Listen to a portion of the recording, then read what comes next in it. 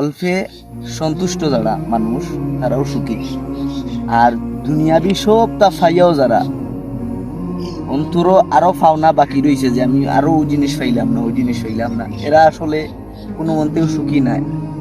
তো আমরা অল্পে সন্তুষ্ট হইতাম, অল্প সন্তুষ্ট হওয়ার সব সময় চেষ্টা করতাম।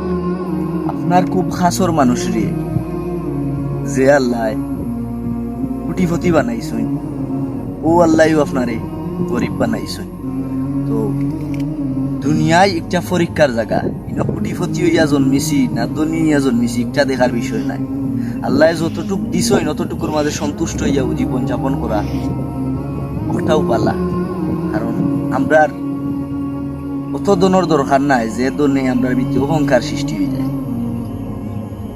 আল্লাহ জেলা রাখছুন ওলাও শুক্রিয়া আদায় করতা, নিজরে কম পাওয়ার মাঝে সন্তুষ্ট রাখতা।